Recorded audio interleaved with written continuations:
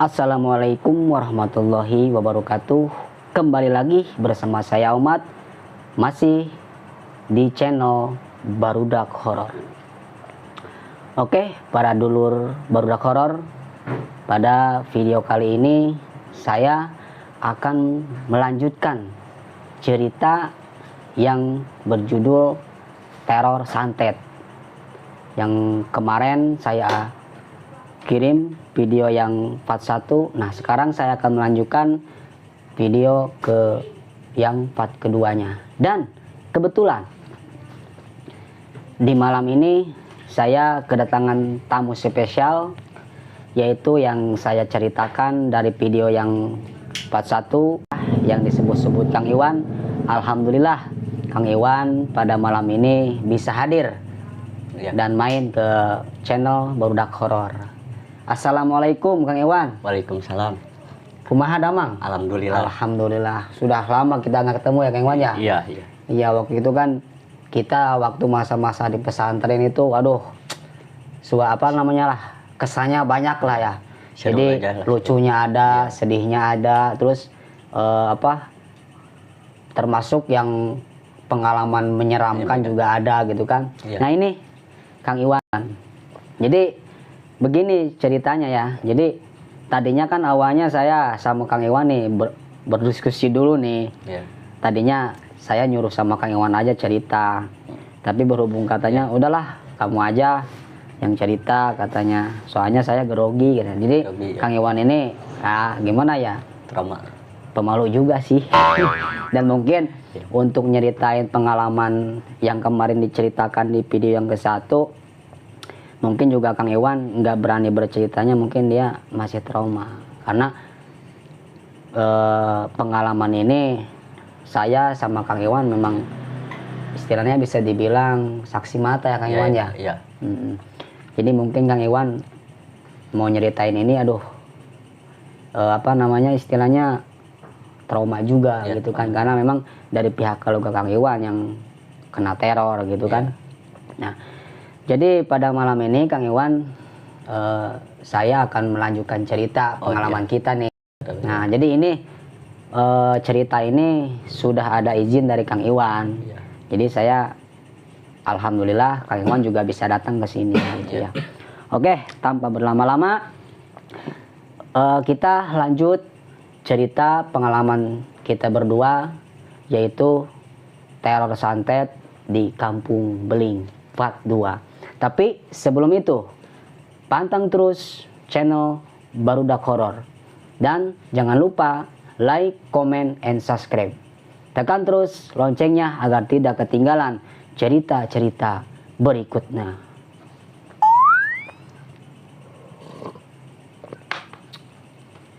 Cahor Bahor, cerita Barudak Horor.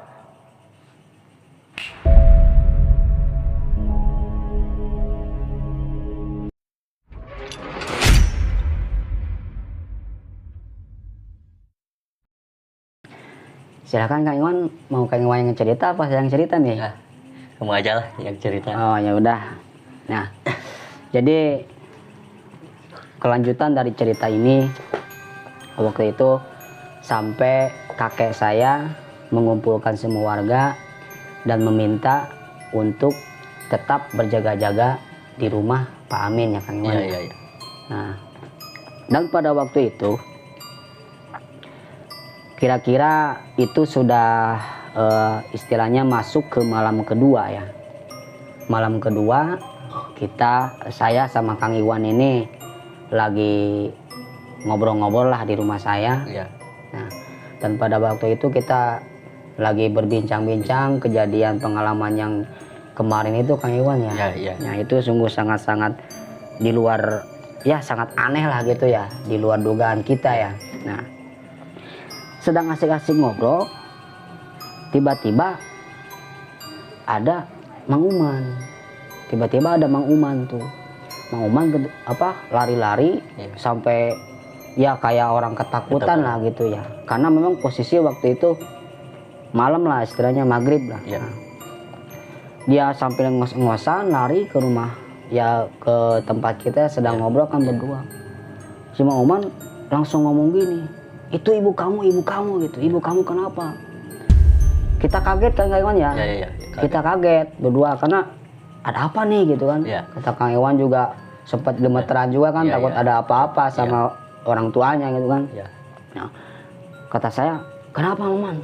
Udah lihat aja dulu itu di rumah, kenapa tuh ibunya Iwan tuh katanya. Nah, sesudah itu kita lari tuh. Ya. Nah, lari pas sesampainya rumahnya Kang Iwan. Nah, tiba-tiba si ibunya Kang Iwan ini kayak orang kesurupan. Nah, jadi ibunya Kang Iwan ini ngacak-racak rambut, Ya. terus sambil nyakar-nyakar sendiri kan. Iya. Kayak wah Iya, kayak kerasukan ini itu. gitu kan. Nah, saya sama Kang Iwan ini ketakutan nih, Iya. ketakutan karena nggak tahu harus ngapain ini ya, nggak tahu harus ngapain atau karena memang kita nggak ngerti ya ke hal yang begituan. Ya. Nah, sehabis itu di samping si ibunya Kang Iwan ini sambil nyakar-nyakar mukanya sampai ngomong gini, pokoknya keluarga ini harus binasa gitu kan, karena saya sudah disuruh gitu kan, gitu ngomong sambil ketawa gitu kan. Nah, udah gitu di samping selagi ibunya Kang Iwan ini lagi kesurupan, tiba-tiba Mang Amin ini nih, Mang Amin tiba-tiba megang-megang perut kayak apa ya, kayak kesakitan lah gitu kan, kayak kesakitan mulu, aduh gitu kan.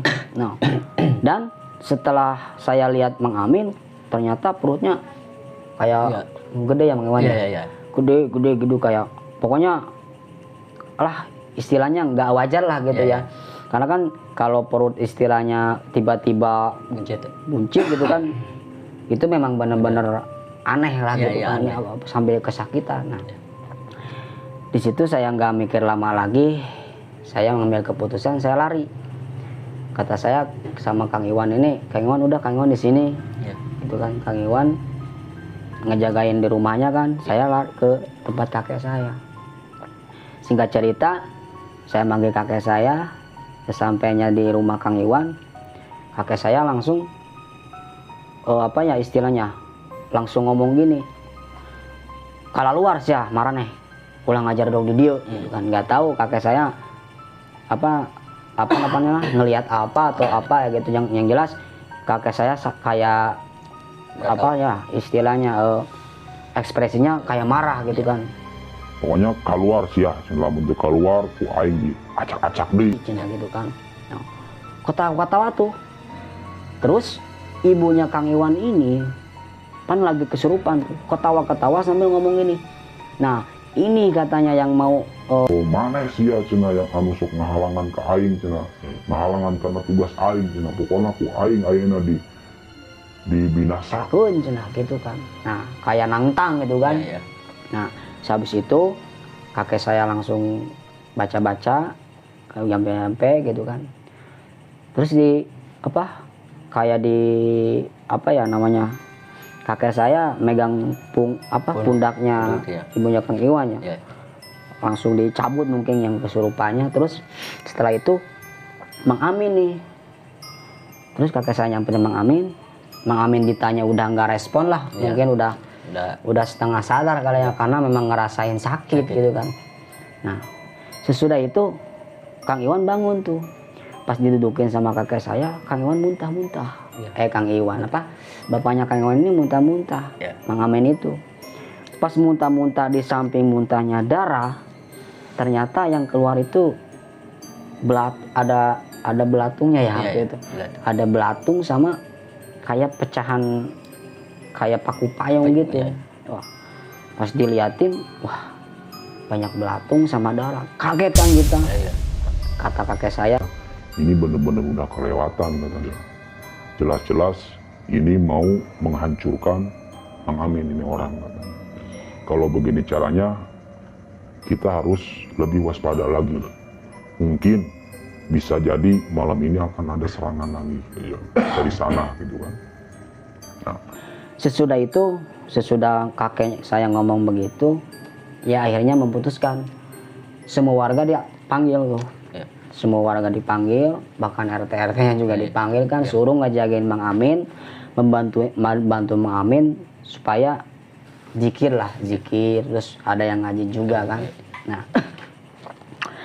kira-kira jam 11 lah ya. Jam 11 waktu itu. Orang-orang lagi pada ngaji. Iya. Orang-orang lagi pada ngaji, terus saya sama Kang Iwan juga ikut ngaji juga gitu kan. Nah, Kang Iwan ini istilahnya gimana ya? Kayak trauma Kang Iwan ya. Iya, Jadi trauma, ya. benar-benar ketakutan karena yang ditakutin ini orang tuanya ini gitu Iya. kan. Bukan ketakutan apa gitu kan, karena memang posisi orang tuanya dua-duanya kena gitu kan. Ya. Nah, habis itu kakek saya ngajak keluar. Waktu itu kan kita lagi ngaji tuh. Iya. Kan Kang Iwan juga lihat kan, saya Iya. dipanggil sama kakek saya. Iya. Kakek saya ngomong gini, "Mat, udah kamu keluar. Jaga sama kakek di luar." Gitu kan.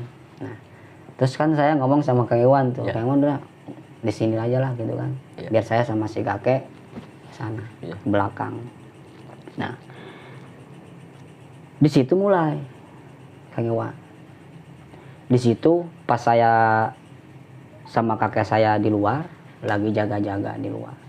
Karena mungkin kakek saya udah ngerasa lah, udah ngerasa ada hawa yang beda gitu. Iya. Tiba-tiba ada suara yang gitu kan. Iya. Di apa? Di belakang pintu dapur tuh, di belakang itu ada kayak orang kedinginan gitu Iya. kan. Bukan kedinginan tuh ya, kayak orang gimana lah. Pokoknya nggak jelas lah suaranya yang gitu kan. Keras itu suaranya. Nah, habis itu saya nanya sama si kakek, "Kek, saya dengar ada orang yang kayak nangis atau gimana gitu." "Udah biarin aja. Nanti juga keluar semua," katanya gitu kan. Mungkin itu dia ngerasa kesakitan karena ada yang ngaji kan di dalam. Iya. Nah, kata si kakek sama yang ngumpul di rumah itu, itu udah, jangan ada yang lengah. Takutnya kalau lengah nanti bisa-bisa kena sasaran. gitu kan. Nah, kakak saya kan punya tongkat tuh. Iya. Ada tongkatnya agak ngelengkung gini, terus kayak ngegayat orang lah kakek saya. Gayat gitu kan. Langsung kayak nyekek. Langsung kakek saya ngomong pas begitu nyekek. Ngaku sih. Lamun siat teh ngaku, ku aing diacak-acak manajemen negara. Ulah ayeuna maneh hongkul, bahkan babaturan maneh anu aya di darieu. Ku aing dipinasakeun kabeh cenah. Saha nu ngiri maneh? Mungkin si Jin itu nggak ngejawab tuh, Iya. nggak ngejawab mungkin gitu kan. Si kakek kayak ngelemparin orang, "Mapok siapa itu?" Wah, kayak ngelempar lah gitu. Iya. Di situ saya nanya sama si kakek, "Kek," kata saya, "tadi ngomong sama siapa?" "Udah, kamu jangan banyak tanya, kamu bantu doa aja. Kalau kamu pengen lihat saya kakek buka," katanya, "mata batinnya." Saya diusap tuh, diusap lagi yang kayak yang kemarin itu ya. Ternyata benar, yang ada di sekeliling rumah Kang Iwan itu bukan cuma 1-2 Kang Iwan, banyak. Kalau waktu itu Kang Iwan jadi ikut keluar ya, Iya. mungkin Kang Iwan nggak bisa, nggak bisa apa-apa lah istilahnya. Iya. Karena saya juga takut gitu kan, takutnya yang namanya ngelihat sosok yang bermacam-macam lah gitu kan. Saya megang pinggang si kakek tuh karena takut ya. Iya. Karena takut gitu. "Jangan takut," kata si kakek, "kamu bantu kakek berdoa biar kakek yang ngelawan." Nah, sesudah itu yang saya lihat itu si yang ada di sekeliling rumah Kang Iwan itu berubah jadi gumpalan api semua.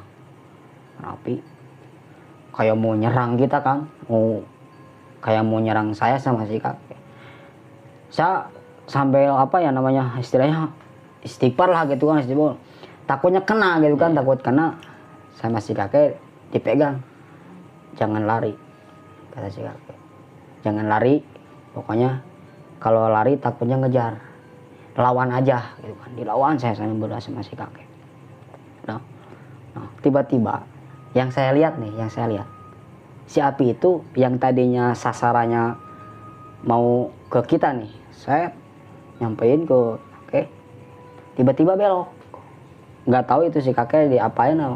Yang jelas saya ngelihat si kakeknya kayak menghadang gitulah, balik di siakar itu gitu kan, kayak balik lah gitu kan. Tiba-tiba si api itu, yang api yang tadinya si sosok itu kan langsung terbang, nggak tahu itu larinya kemana lah gitu kan. Cuman saya kan lihatnya api itu balik lagi, nggak tahu balik apa namanya, tiba-tiba menghilang, nggak tahu kemana gitu kan. Udah gitu kata si kakek, 3 lagi, ini bisa disebut panglimanya katanya, panglimanya. Mudah-mudahan kalau kakek bisa melawan yang ini, berarti ini urusan dianggap beres. Pokoknya kakek nggak mau tahu. Orang ini sudah niat mau ngebunuh dengan cara yang nggak baik. Ya istilahnya gitulah kata si kakek gitu kan. Cara yang nggak baik. Kakek terpaksa ngelawan, terus mau mencabut sama akar-akarnya. Kakek nggak peduli siapa yang ngirim atau siapa yang nyuruh. Yang jelas ini kiriman mau kakek balikin katanya gitu. Akibatnya biar mereka yang ngerasain. udah kayak kata saya, itu mah terserah kakek lah. Saya mah udah istilahnya keringat dingin, udah basah lah bajunya sama keringat gitu kan. Nah, udah gitu kamu sekarang baca doa yang kemarin kakek ajarin gitu kan. Yeah. Nah, biar kakek di depan lagi, itu ada 3 lagi itu, bisa dibilang ini lebih kuat katanya. Nah, habis saya berdoa, saya ngerasain nih ada kayak semacam apa ya, tekanan lah ya, semacam tekanan kayak mau tuk gitu kan. Yeah. Kayak ada orang yang nubruk gitu kan. Tapi saya dipegang sama si kakek itu. Wah, saya juga ikut capek sebenarnya, karena memang mungkin lagi ngelawan gaib ya. Saya nggak berpikir apa-apa. Yang jelas saya berdoa terus, berdoa. Udah gitu kata si kakek Gini, sok sia, lamun sia gede wawani, tiluanana ka dieu. gitu kan, kata si kakek ngomong kayak gitu. Nggak tahu lah, saya nggak sempat ngeliat si kakek kayak gimana gelutnya gitu kan. Yang jelas saya mah merem sambil berdoa gitu kan, khusyuk lah gitu berdoa di situ. Selang beberapa menit, adalah setengah jam lah, bukan beberapa menit, ada setengah jam, lumayan lama sih karena saya juga ngerasain capek. Di awal akhir mau beres tuh, selesai mau si kakek berhenti, itu akhirnya ada yang suara yang teriak, wah gitu kan, ngejerit sambil angin, tapi anginnya nggak menghembus ke arah kita, tapi ke arah yang lain gitu. Wah gitu. Nah, di situ yang tadinya cuaca suasana gelap itu tiba-tiba saya terang lagi. Jadi kembalilah kayak suasana semula lah gitu kan. Bahkan cuman ada suara jangkrik doang lah gitu kan. Mulai tenang gitu. Kata si kakek, kata saya gini, kayak gimana? Beres. Nah, alhamdulillah.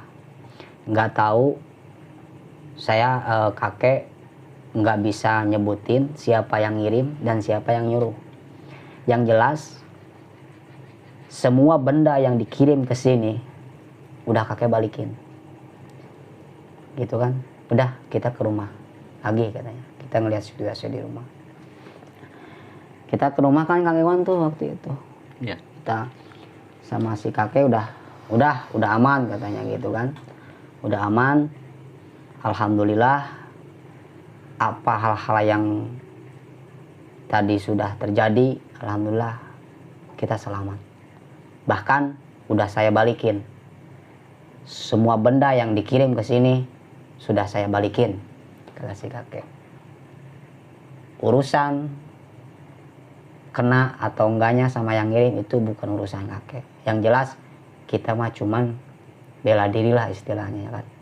Kita mah cuman apa yang namanya ngebalikin doang gitu kan. Urusan akibatnya itu biar mereka yang ngerasain gitu kan.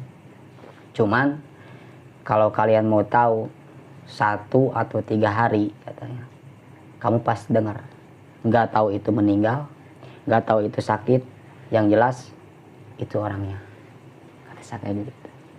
Nah di situ alhamdulillah tuh yang tadinya mengaminkan kayak orang nggak bisa bangun kan, tiba-tiba kan langsung itu lagi apa namanya, langsung sadar kayak orang nggak apa-apa gitu kan, kenapa.